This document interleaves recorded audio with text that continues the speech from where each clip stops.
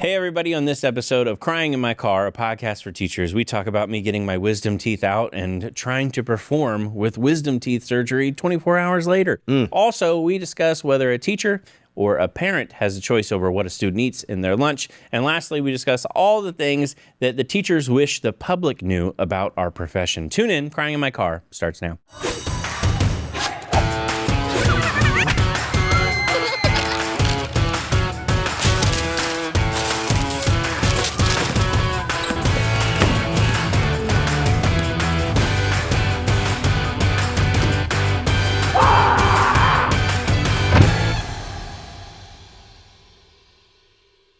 Hey, everybody. Welcome to this episode of Crying in My Car, a podcast for teachers. My name is Devin Siebold. I've got my good buddy here, Mr. James Yon. He's a comedian. He's a parent. I'm a comedian. I was a teacher for 13 years. We're here to help you laugh a little bit and hopefully ease the stress of the workday. Thank you so much, by the way, for sharing. Last month was a record amount of listeners for this podcast. Yes, it was, So man. thank you all for continuing to tune in, continuing to hit that share button, rate it 5 stars.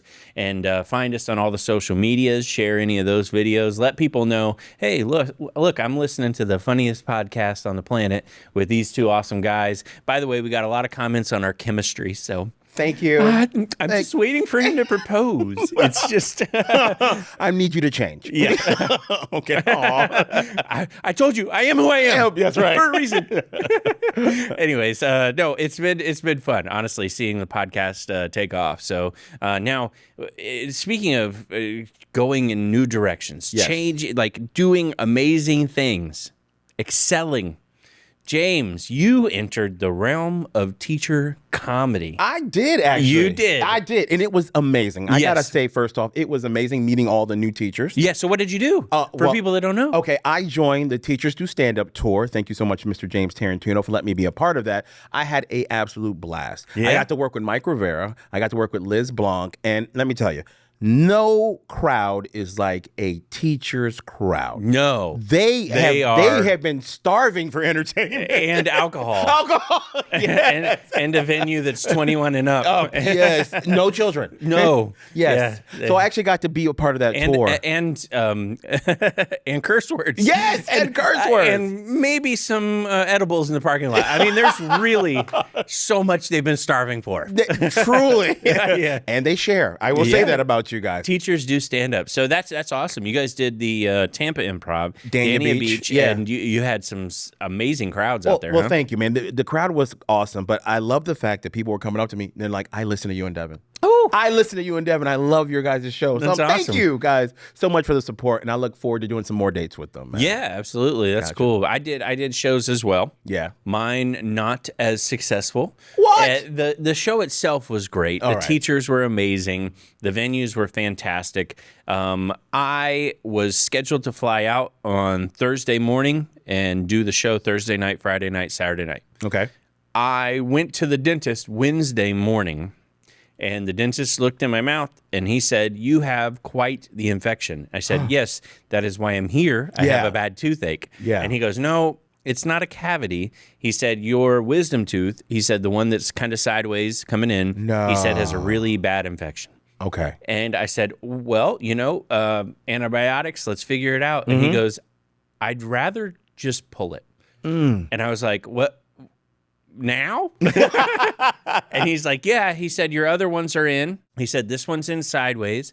If you've had some issues in the past," and I have. Okay. I have had a lot of issues with that tooth. Like it was kind of coming in sideways, but out, and it was just constantly pushing. So you all always my had teeth, pain? all my teeth had a little bit of soreness, like at all times, because of the constant pushing from my wisdom teeth. And he's like, "I can take it out." And I was like, I don't think it's a good idea. He's like, "Honestly," he goes, "the infection's not going to go away." And he goes, "I have an hour and a half right now of nobody coming into this office." He goes, I can do it right now. I said, "I have to be in another state tomorrow and talk on stage." He's like, "Well, talking really shouldn't be that much of an issue." He said, "As long as you keep soft foods in and things like that." And I was like, "Oh my goodness." And I was like, "What do I do?" And then I was like, I've been wanting this tooth out for a long time. And he's sitting there like, I mean, literally with the pliers, like, And I was like, oh no. I was like, do it. And Devin. and he did it. How many teeth came out? 4 wisdom teeth. Now here's the thing. He pulled the top 2 and they went done. Okay. He pulled this one. This one on bottom left was a little bit harder. Okay. He did get it out. It took a little bit of time. Gotcha. The tooth in question that had the infection that he needed to get out of there. Mm-hmm. James, it took 2.5 hours. Oh, wow. 2.5 hours of him pulling. He had to take a break. No, wait a minute. The dentist literally twice took a break to get a breather. Because he couldn't pull this tooth out. He couldn't get it out. What was going on? So what I think is it was like pushed up against the other tooth and impacted. And the first thing he did was cut away that little piece that was touching the other tooth.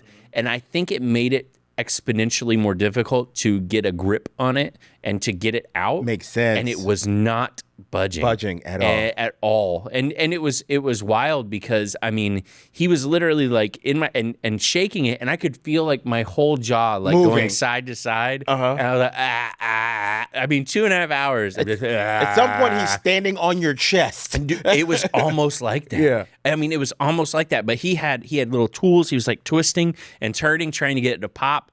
And eventually he did get some of it out. Oh. The tooth broke.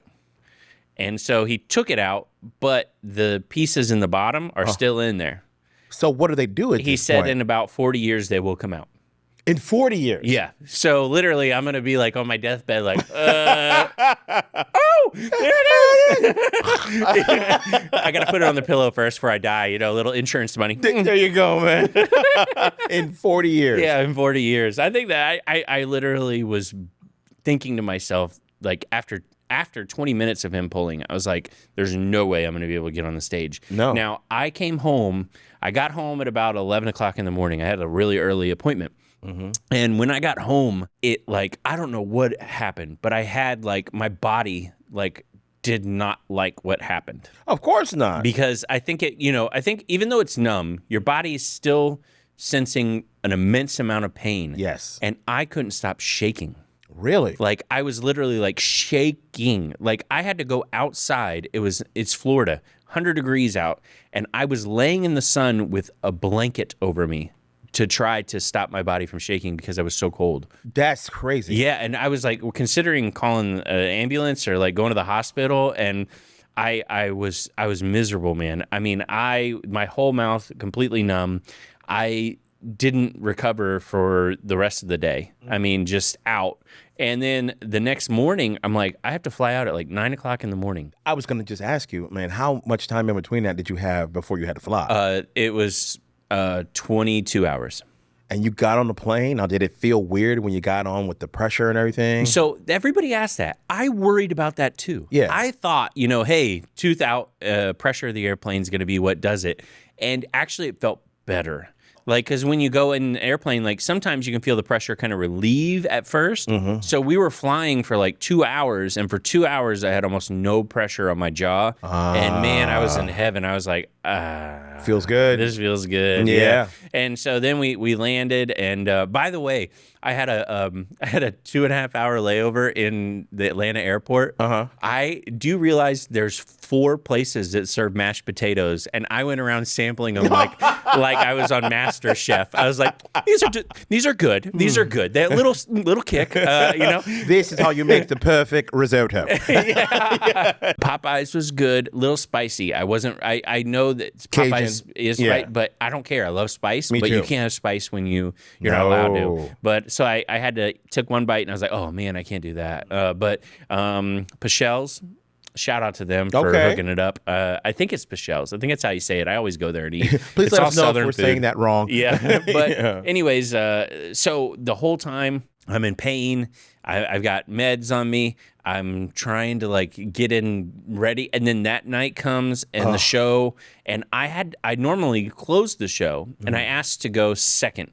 Because I didn't know if I could do 5 minutes or if I could do 30 minutes. Got it. I didn't want to be the closer and get out there and be like, hey, I'm sorry, and I have to leave or drooling on myself. Drooling, yeah, I was going to say. Yeah, so I went out and I I did it. I did about 20 minutes.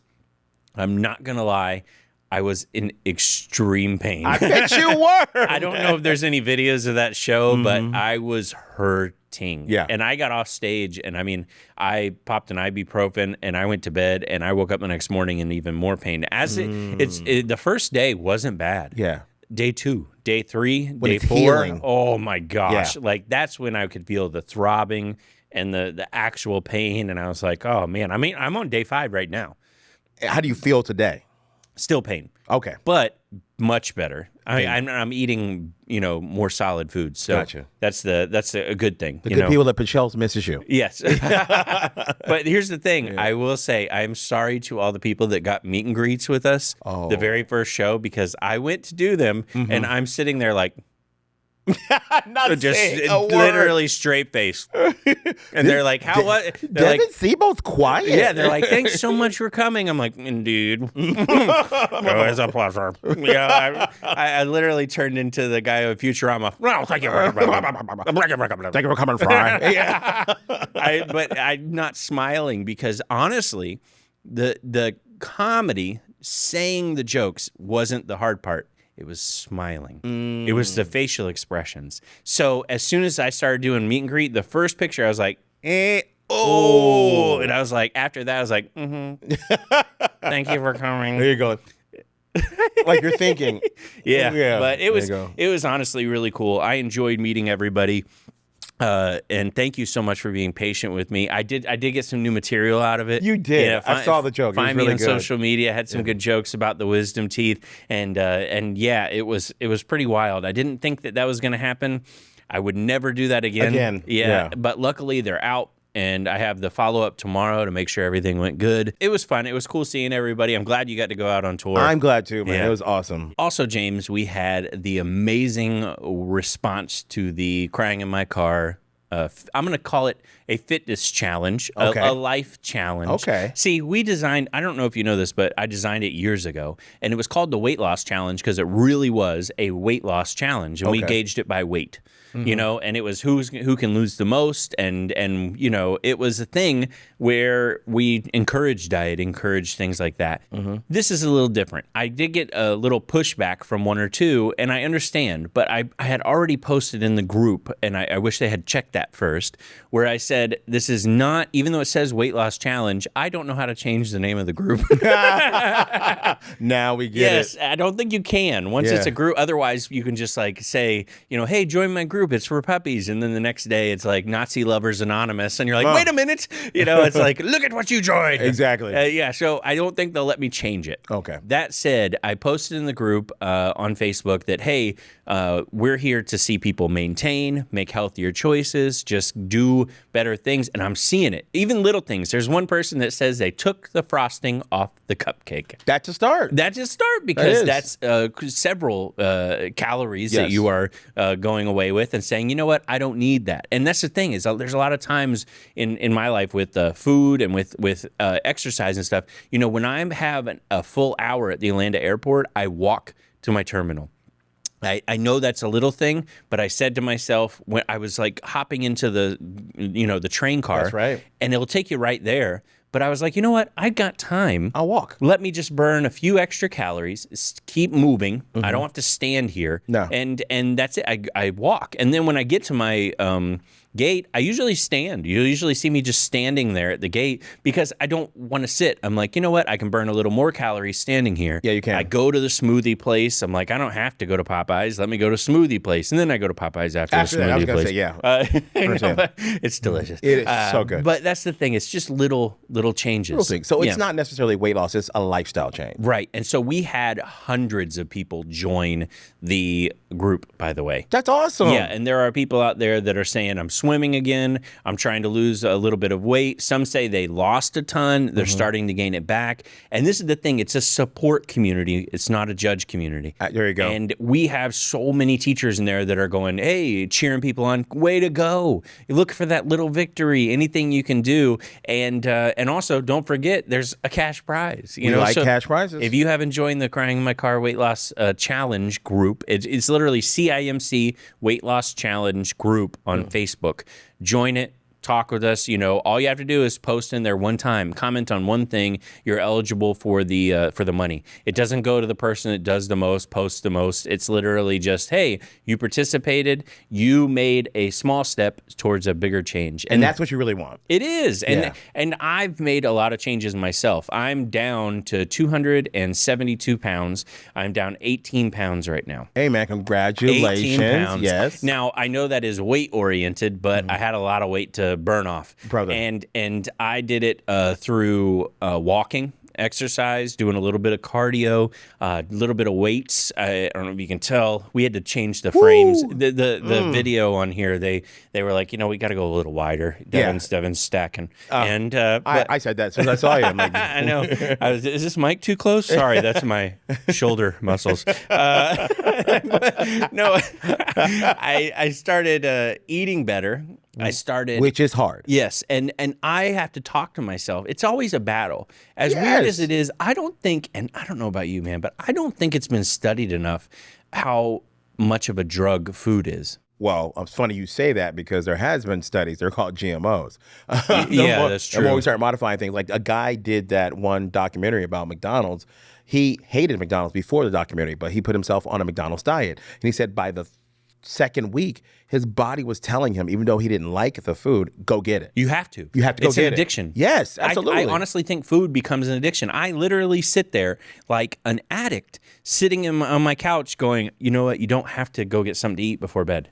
No. You don't have to. And I'm just sitting there. I'm like, but maybe something just a little. Maybe I can eat this. You know what? If I eat this, and you're justifying it in your head. Yes. You're like, you know what I did? I did walk a little bit more today. You know what? I walked those terminals. I get an extra piece of pizza. There you go. I forgot, you know? And it becomes a drug, you really got to wean yourself off of it. And as funny as that little pushing of the frosting off the cupcake is, it makes a difference. That is lowering the response in your body to where it's kind of a genius way of slowly getting you off the sugars. And I definitely agree with you, and here's why. Because it's a mental thing to lose weight. Mm-hmm.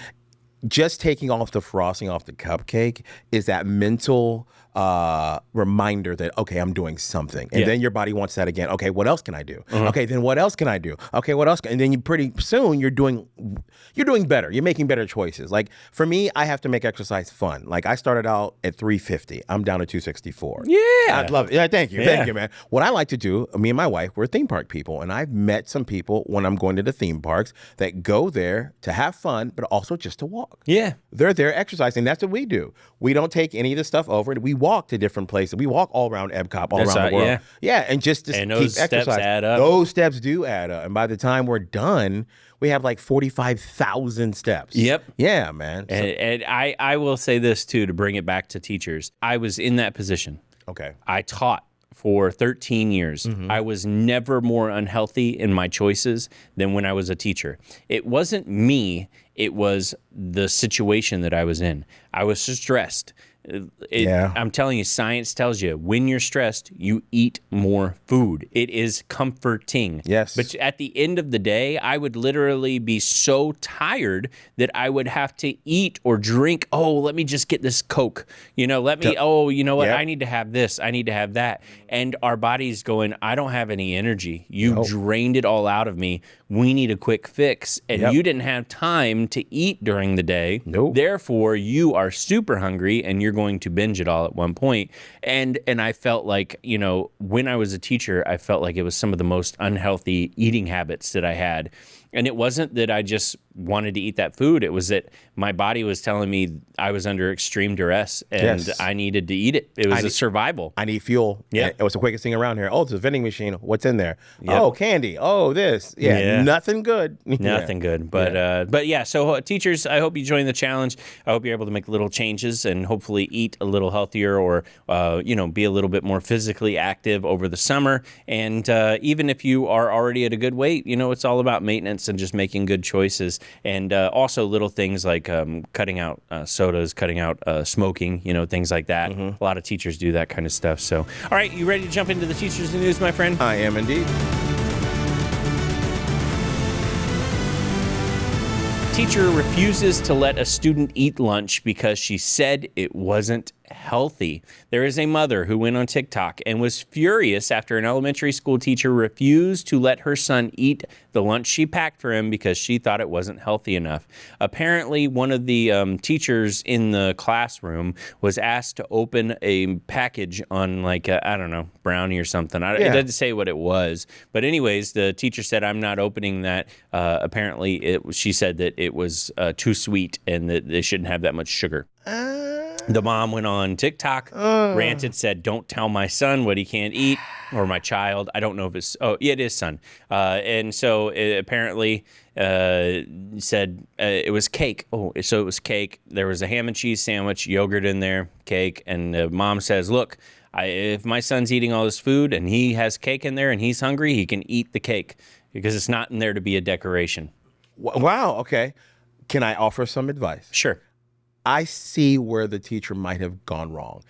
With anything in life, when it comes to conflict resolution, it's all an approach. Yeah. Now, if she would have said to the mother, you know what? Hey, I gave him the cake. I understand that you packed it for him. I just wanted to make a suggestion. Just maybe we could try something healthier for a dessert the next time. Yeah. Not, no, I'm making the decision. I'm telling you that you can't feed your kid the food you want him to. Yeah. Maybe it would have went a different way. Yeah. Because it's one thing, for a teacher looking out for a kid. Like, hey, I want you to make good choices. I want you to be healthy.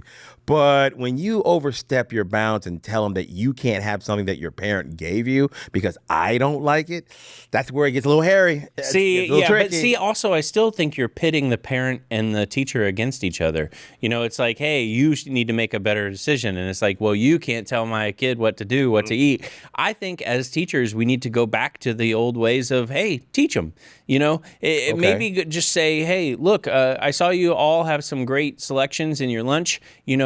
Just so you guys know, here's some fantastic fruits that you might enjoy. Here's some kids fantastic. Go do it. Yeah, you got to teach the kids to where Okay. they're the ones making the conscious decision. Mm-hmm. Sometimes it's one thing to have the mom choosing and the parent choosing and the teacher choosing, but we've declined to the actual focus of learning is the kid can do it on their own. Yeah. So the kid can ask, hey, Mom, I don't want cake. Can I get a piece of fruit? And that's the thing. I have instilled that in my kids. Have you really? And now, yep, I swear to you, my kids will eat like the little muffins or something, or eat like a chocolate chip cookie, and that's fine. Yeah. And then later on, they go to have a snack, and they've got it down. My kids will go, hey, can I have a snack? And I'll be like, yeah, sure. And they'll go in there and they'll be like, well, I can't have muffins because that's too much sugar. I need to go I need to get a fruit. I need to get a something else. I need to get and they know this stuff has sugar. It's okay to have some of it, but you can't just sugar, because it just instilled in them over and over again. Hey, look, you need to make better choices. I don't tell them what to eat. I go, just so you know, this has a lot of sugar. It will, it's not good for your teeth. It's not good for your, digestion and keeps you up. And, you tell them the facts about it and hope they make the decision from the facts. I like that a lot, man. So maybe I don't know, maybe that's the way to go about it. But I'll tell you what's not a way to go about it, and the way that I absolutely hate more than anything anymore, going on TikTok and ranting about a problem you had. Social media is not your diary. Can people talk to one another anymore? Is it possible to just pick up the phone and have a conversation and go, hey, this is what my son said. I don't know if I really approve of it. Here's what we should do. Okay. And by the way, that was an exchange between us two. And not I'm leaving it there. Yes. Can people just have conversations anymore? All right, next one. Sorry. I'm going to get mad. This one. We talked about this, and boy, oh boy. Uh-oh. You and I had a discussion on a previous episode about AI entering the classroom. Do you know that there were so many comments of going, you're overreacting. AI can't replace human interaction. AI can't replace socialization. School's going nowhere. Harvard's new computer science teacher is a chatbot. Yep. Harvard. Headline today.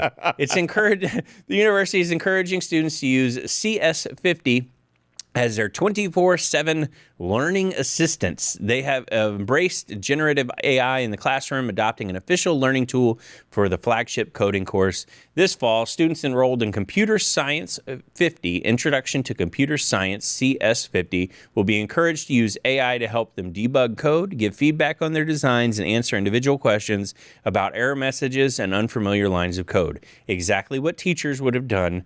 And yes, it is replacing the learning experience. Yes. So we're just going to have a robotic teacher do it. Yep. And it says our own hope. This is and they literally say the part out loud that you should be quiet about. Our own hope is that with AI, we can eventually have an approximate 1-to-1 teacher to student ratio. Who's the teacher? What do you mean a 1-to-1 student ratio? You all get a digital helper. Yes, I know. Yeah. That's what I'm saying. They're literally saying, by the way, we're trying to replace you. Yes. We want to replace you. But look, here you go. Don't quit before we get this right. Yes, I know. Yeah, don't. Hey, can you program it first before you head out the door? Thanks. That's literally what they do. We're training our own replacements. Okay. This next one, I love this one. I love positive stories. There's a teacher who died young in the early 2000s. I think it was 2003, I believe. She was a student at King University. Okay. And it's called the Demarius Vasquez, the Demarius Vasquez Memorial Scholarship Fund. So here's the crazy part. This university is giving money to teachers from a memorial scholarship from a teacher who died in 2002, and they're still doing it. Okay. You sometimes see memorial scholarships, but a lot of times they fizzle out as the memory kind of starts to fade and people go on. Yeah. You know, I started a memorial scholarship when my best friend died when I was 16, and it worked for, 2-3 years. And then when we graduated, nobody knew who he was. It didn't continue, but we were able to still get some money for some kids, And so here's the thing. This university has been doing this scholarship for a while, and it has only offered a few $100 every year to different students. Since it was first awarded in 2008, it has given out $27,000 to aspiring teachers. Now, the person that it's named after was an aspiring teacher who developed, I want to say lupus, and died from it. Mm-hmm. And apparently when they died from it, wanted to be a teacher. It was their dream, and they got to accomplish that with 1 year. They got to teach for 1 year and then passed away. So now they got a memorial scholarship. Now, what I'm getting at, the good part, is this scholarship has obviously only since 2008 given out $27,000. They just received an award for $850,000 to continue gifting through the scholarships. Clap Absolutely. for that. Yeah, so it's a huge financial package to students. Aspiring teachers, if you're thinking about becoming a teacher, Keene University obviously has a funded scholarship for you. Hopefully they can, help you out. That's a really big deal. But I honestly think that's so cool to see a scholarship like that has actually made a lasting impact. So yeah, pretty cool, I think anyways. All right, this teacher, Exodus leaves us all poorer. This is just an opinion piece I saw. This is an opinion piece. It's sad, but this is what these teachers are saying. They're saying, I'm leaving the profession. And also, the profession is not going to get better. And guess what? That's going to pass down onto the kids. That's going to pass down onto society. The growing class sizes, the lack of funding, lack of pay and appreciation.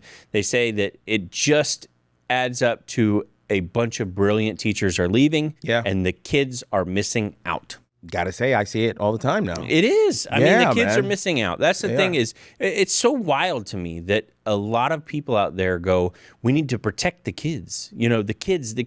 That's all you see in politics anymore. The kids. The kids. The anti-abortion, the anti-this, anti-that. We need to protect the kids. It's always help the kids. Yeah, exactly right.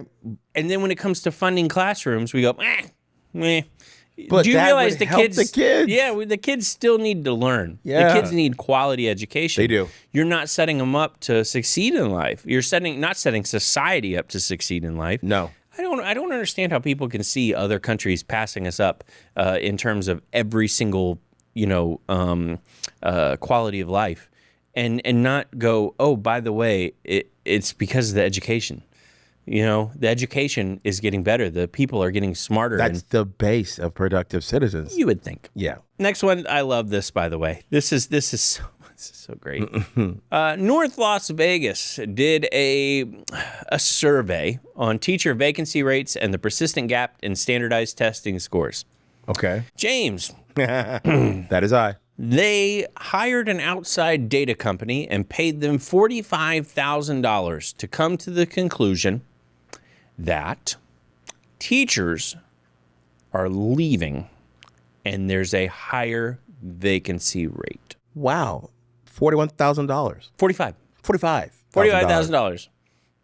I could have told them that for free. Those were the reported findings. Now, it's funny because the guy that the city manager that hired him said, this is really important stuff. It's not something you're seeing anywhere else, this kind of data.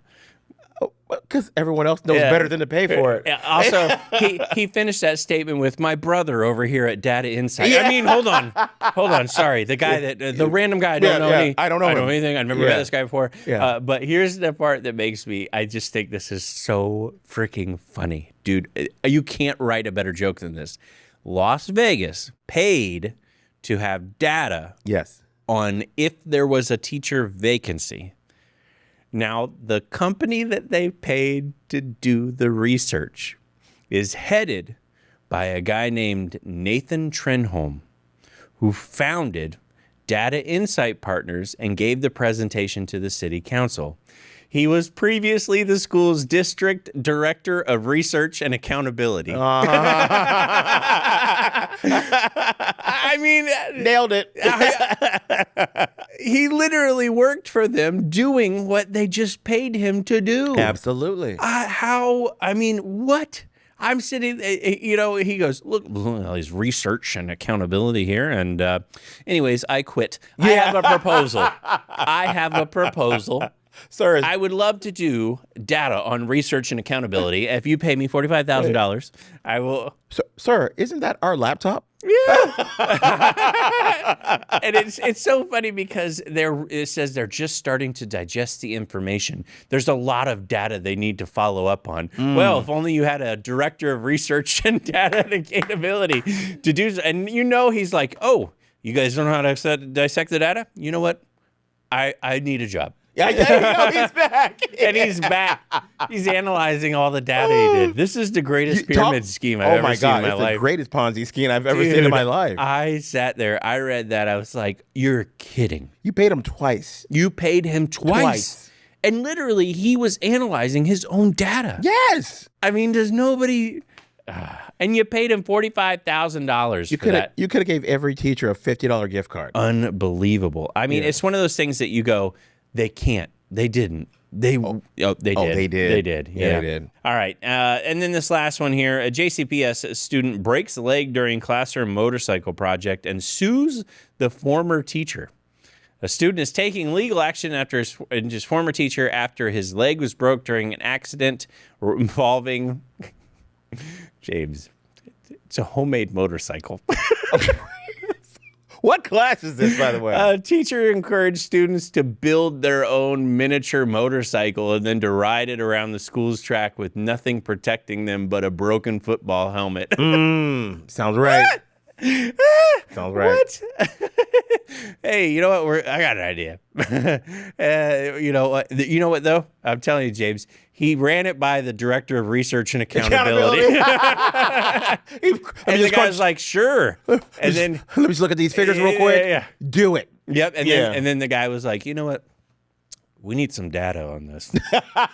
I know a company. The family. What class was this? Apparently, the student didn't even have a driver's permit, let alone a license at the time of the incident. And the parents were not notified there would even be a chance that they would drive a homemade motorcycle at school. Okay. This was clearly detention. This is not a real class. I wouldn't just sue the teacher. I'd sue everybody. There's no way that other witnesses, as a teacher, if I looked out back and saw a bunch of homemade motorcycles going around a track and the kids in broken football helmets, I'd be like, boom, boom. Yeah. Listen, I don't know if you know this, but Mr. Miller's outside and he's drunk again. He's going to need some help. But a homemade motorcycle. Good Lord, man. Oh, that you know how killed me. angry the parents are going to be? Absolutely. Livid. Yeah, livid. Livid. Yes. I mean, but that's the thing is, how do you even do that? You know, so did I ever tell you about my gifted student program? No. So I was in a gifted student program when I was in elementary school. Okay. We had a greenhouse. Okay. Yeah, and we actually grew stuff and sold it at local Publix. We wow. grew tomatoes and mushrooms. But one of the cool things we did, we had a shop program. I was in second and third grade. We built a boat, a glass bottom sailboat, and sailed it down the Banana River. They let you in what grade? Second. Second grade. Build a boat. And we built it. And you guys went in the boat. We did the calculations. You did the calculations? Yeah, we did. We literally were like measuring stuff. And I mean, you got to have a lot of faith in these little kids. Yeah, we were gifted. Okay, all right. Yeah, you they were. were like, yeah, build. We literally walked in and he's like, so this year we're going to build a boat, a glass bottom, sail it down the Banana River. And I was like, let's start. Yeah, let's do that. Let's do it. How many of you guys were on it? Probably 10 of us. I mean, it's a big boat. You built a big boat. No, it was huge. Gotcha. Yeah. It was a sailboat. And how did you get it there? I don't remember. I think we just showed up and it was there. Like he took it on his trailer. Yeah. Wow. And then we also built our own go-kart racing things and had an actual soapbox race. And we got to drive it and everything like that. And we had a big, huge ramp that we put in the school parking lot. And we got to build and drive our own. What school was this, Devin? You know what's funny too is Yeah. like by today's standards, the cost of lumber could have built a second school. Yes. You know, like nobody. I don't know who paid for any of that stuff, but we were a very well funded, gifted program. Gotcha. And we even went to see King Tut's tomb in Tampa. I don't know if anybody remembers that, but I remember that. His Yeah. tomb was traveling in the 90s, and we got to go. Guys just went to go see it. Yep. In a car you built. Oh yeah, in the car. Yes. We sailed. We actually sailed around Florida and went over came to. back. Yeah. No, I thought it was pretty amazing. That Like, is amazing. Yeah. So I don't know, man. I guess the homemade motorcycle isn't that far fetched. I mean, we told our parents we were sailing down the Banana River, And they were fine with it. yes, It was a different time. it was. Yeah. Yes, they were like, okay, just be back by noon. Oh, okay. All right. All right. Now, the last thing I want to talk about is not teachers in the news. We're going to talk about a BuzzFeed article. Teachers share what people should know about the job. So it's teachers that went online anonymously and said, look, I wish the public knew this about my profession. Oh, okay. I like that. Yeah, and that's a weird thing, but there's a lot of misnomers. I mean, obviously, number one misnomer that I always hear, especially now, is teachers get paid during summer. We don't get paid during summer. No. It's holdback from the rest of the year. We don't get paid during the summer. We might get a check. Some opt for no checks. Some literally go no checks during summer. Okay. But that's a small thing. These are a little bit more deep, and I think they're really interesting, but I'd love to know your opinion on this. I'm a first grade teacher's assistant. And when you don't work with your kids or read with them like you're supposed to, we know. We see progress and everything. You say you're working with them, but we know you aren't. And if you don't work with them, their progress is affected more than you know. We can work with them, but you are helping them. It benefits them so much. Help them with homework, reading, and everything else. It could save them in the long run. I wish the public knew that too. Isn't it implied? It's a lot of parents just think that the school is going to do the work. No. And no. that's it. Okay. Let me give you my parent opinion, if you will. Right. I've said this before. When it comes to education, it starts at home. Yeah. You have got to teach your kids good habits when it comes to being a good academic. Now, I give my wife a lot of credit. She was home with my kids while I was working. And she made sure they did their homework. She made sure they were reading when they were little. She started teaching them how to read before they went to school. Right. Yes. She did all those things with them. The blocks, the coloring, learning your letters, those things. And where are your kids now? In college. One of mine works for John Hopkins. That's right. Yeah. Got his engineering degree, right? Master's degree in mechanical engineering. Master's in mechanical engineering. You Yes. see what just reading with your children will do? That's it. Yeah, But man. that's true. It's true is that there has to be this involvement at home. It can't If there's be. a disconnect, honestly, not only is there a disconnect of them not excelling, but there's also a wall between school and home, and the kids don't see the connection. Yeah. They don't think that, oh, I should do that. You know, they think, oh, this is punishment almost. And let's take it a step further, Devin.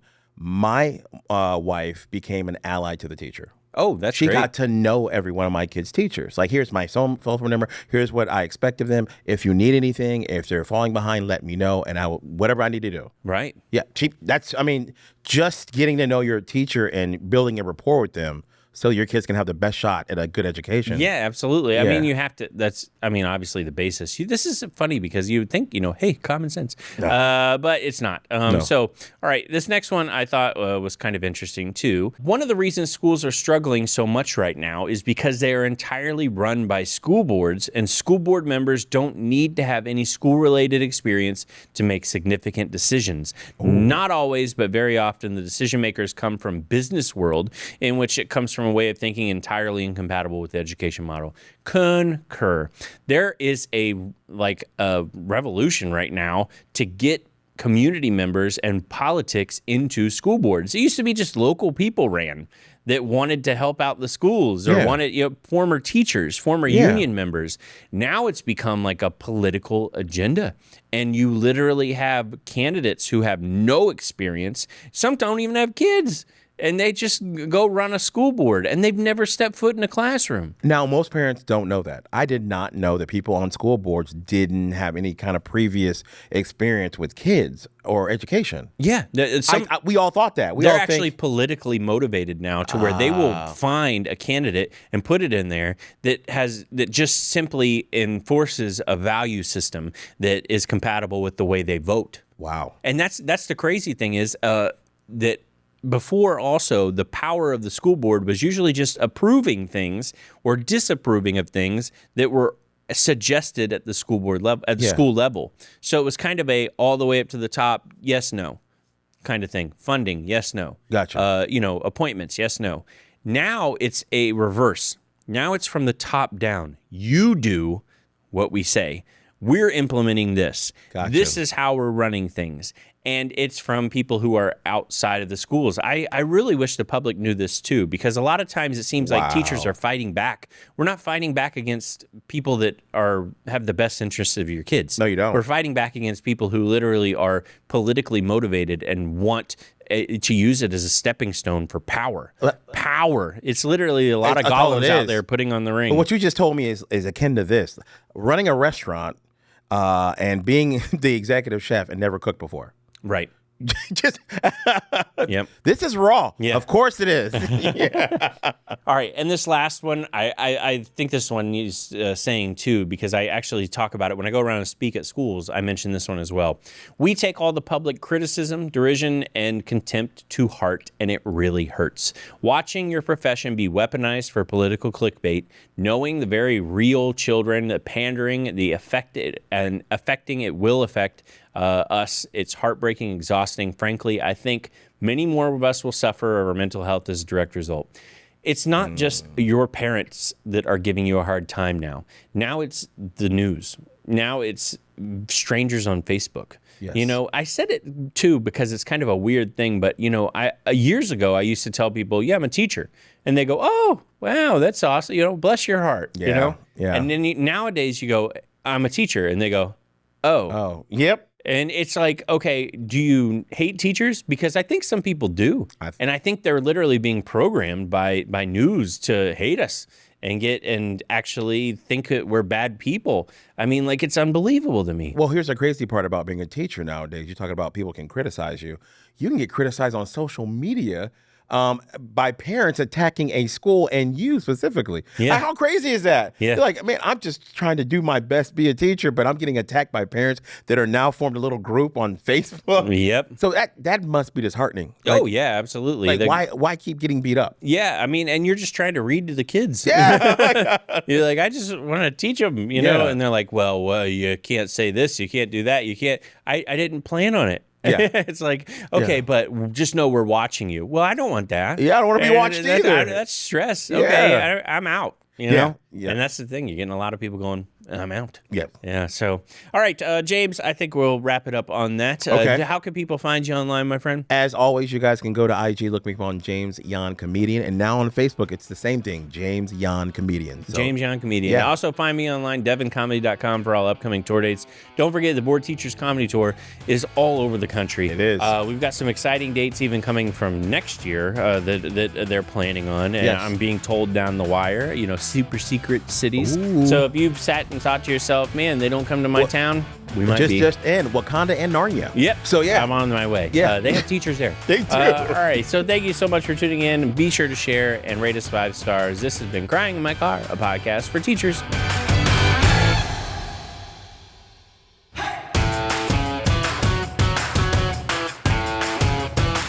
There might be a clip up there. There might be a clip down there. If it's got our face, if it's other people's stuff, come back. Don't click on that. But us suggested things. That's us crying in my car. Devin Siebold, James Yon, board teachers. Watch. New trailer for Indiana Jones. No, don't do that. Don't do that.